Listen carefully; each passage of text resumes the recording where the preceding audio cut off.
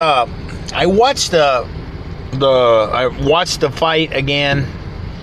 Uh, Joseph Parker versus Andy Ruiz Jr. And a lot of people were pissed off at me because I said that Ruiz Jr. took him to school. And in many instances he did, but I reanalyzed the fight, and I think the fight was a draw. And Ruiz Jr. made mistakes that he just wasn't active enough when he had to be, and he exposed many flaws in Parker's game. Now Parker, I realized, I started paying attention.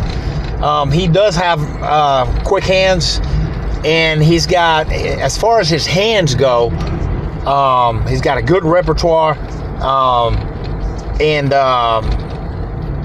good combinations off the jab, but I still think he's lead-footed.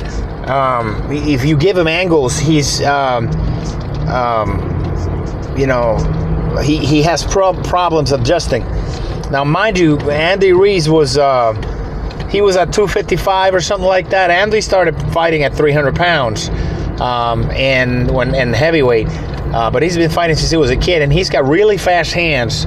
And now that he's under Abel Sanchez is the trainer for Triple G, for Golovkin, and they train up there in Big Bear, which is high altitude and really good for stamina and stuff. I think if Andy Ruiz loses 20 pounds, he can beat anybody. He can beat anybody as it is right now, but that would give him a little bit more mobility. But I just think he was too conservative in the fight. And if he had been more active in the fight, he would have beat Joseph Parker easy. But Joseph Parker capitalized. Now, when they got inside, Joseph Parker has a good mid-range, and I keep saying it. He's got a great mid-range game, but long distance, he's not. Long distance. For you to have long distance reach, you have to have footwork, and he's just. I see him. He's lead-footed. He almost reminds me sometimes, when he's fighting in that mid-range, a little bit of Joe Louis back in the day. I mean, mind you, he's not Joe Louis. Joe Louis was a murderer and short distance with short shots inside. You could not.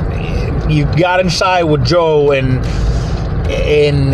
you knew you were going to get hurt. You have to have balls, man. You have to have balls to get inside with Joe Louis, because he was so accurate and so powerful with short bursts, and he was so sound in his game as far as his footwork and angles.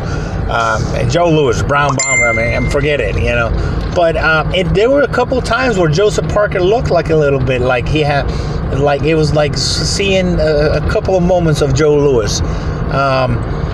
I think I take back the comment I said about getting that he got the fight because he was in New Zealand. That was not fair. They gave him the fight, and it could have gone his way. It could have gone either way. I saw a draw. I think so. It was a fair call. The fight giving him the win. But when Andy Ruiz attacked, and he had nothing for him. When Andy, a couple of shots here and there, but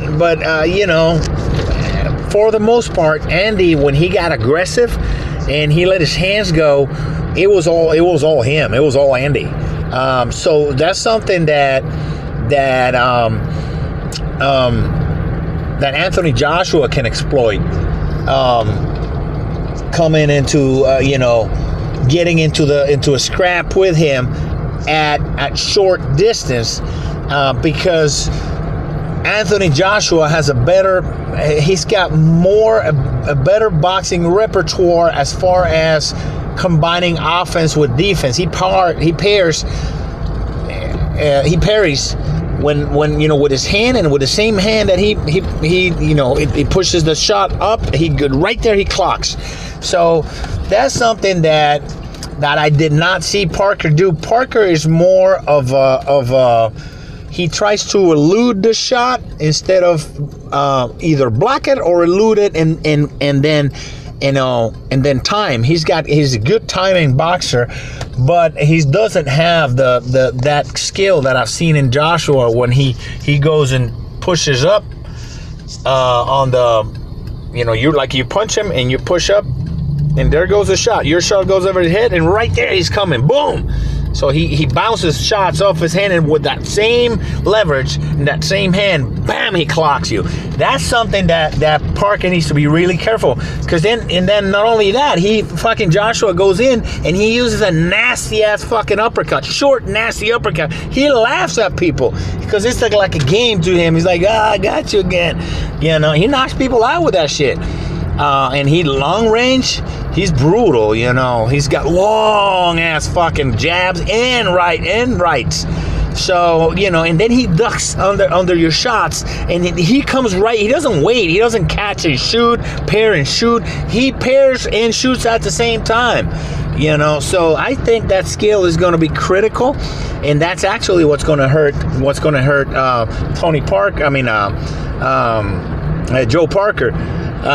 You know, I hate to say it. The only way Parker wins this fight is on a counter, on a timing counter.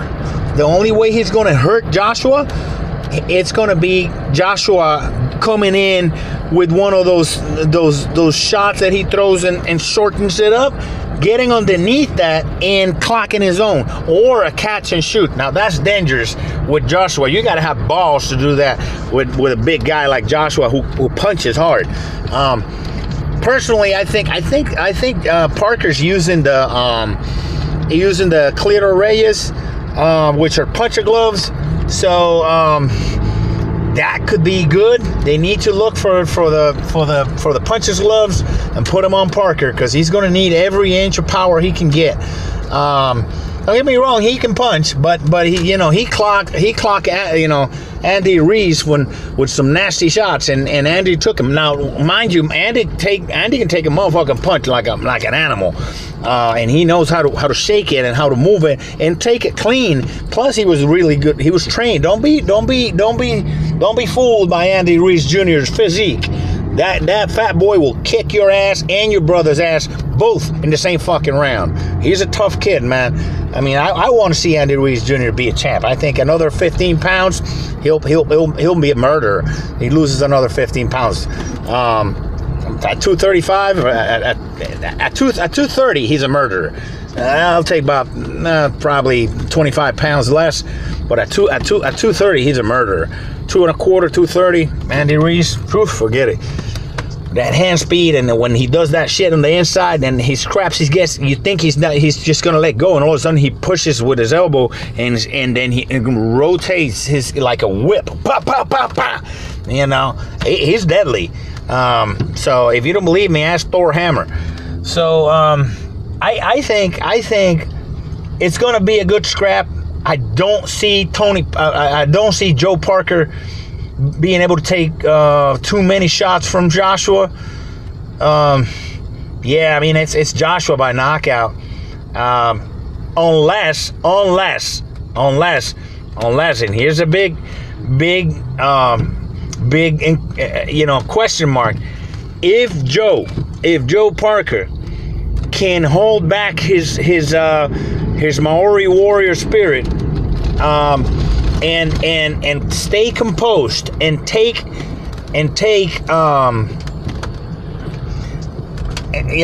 Joshua into deep water, into the 8th, 9th, 10th round, and just box him, just quick shots in and out, stick and move, the whole fight. He might have a shot, because I saw, like, in the 7th or 8th round, Joshua got a little gassed. However, he came back and knocked the shit out of Klitschko after Klitschko had landed some nasty shots on him. And he looked like he was another guy. He got a second, third, fourth win all in one. So, there's so many. This guy's, I think there's going to be a good fight. But still, I think that's the skill and the power and the reach of Joshua are just it's too much to compensate unless Joe Parker gets on his bicycle and boxes in and out, and doesn't get caught with this with Joshua's really smart parry, when he blocks at the shot your shots, and at the same time he's punching you with the same hand he blocks you. So he's gonna have to be really sharp with his D, really sharp in and out, and then the countering. And he might have a shot. If he can land some good shots and make it a scrap later rounds, he has a shot. If not, it's over. So hey, I like both guys. So we'll see what happens, man.